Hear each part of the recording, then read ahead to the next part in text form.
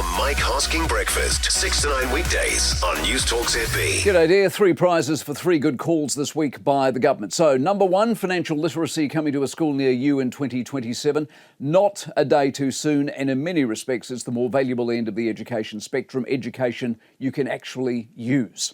2, Nicola Willis and her cutting of the operating allowance from 2.4 to 1.3 billion. 2.4 already had headlines for being skinny to unrealistic. 1.3 is rabbit out of a hat material. I assume she's telling the truth when she says she's found billions in savings because you can't run a country on thin air. And then 3, David Seymour with more reality check reminders that we have too much government.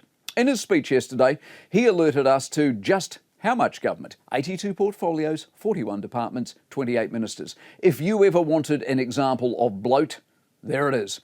The portfolio joke is about appeasing people. Of course, there isn't an issue or pressure group you can't appease by inventing a label. The real issue is ministers. Now, the good news currently, as Audrey Young and the Herald pointed out this week in her now famous marking of ministers' annual outing, most of them are actually getting some pretty good scores. Most of them are decent sort of operators, so we're lucky at the moment, but it's not always the case, and too often, last government was your latest classic example, portfolios are used and or invented to reward loyalty and or give people pay rises.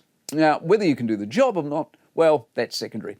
Good governments are actually, if you think about it, run by a handful of talented people. In Longie's day, it was Longie, Douglas, Preble and Cagle. Clark, it was Clark, Cullen, Govt and King. Key, it was Key, English and Joyce. This time around, it's Luxon, Bishop, Willis and Brown. Multiple portfolios at the heavyweight end of the index, few people doing a lot of the work. Unlike the real world, you will note cabinet and government never actually downsize. I mean, all the public service can be downsized, of course they can, but government is never actually downsized. Lots of departments, lots of portfolios, lots of busy.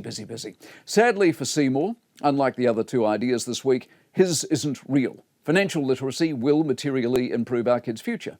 Willis and her austerity will materially improve our economy. If Seymour somehow trims a single minister or single ministry, it won't be an idea, it'll be a miracle. The Mike Hosking Breakfast, 6 to 9 weekdays on Newstalk ZB.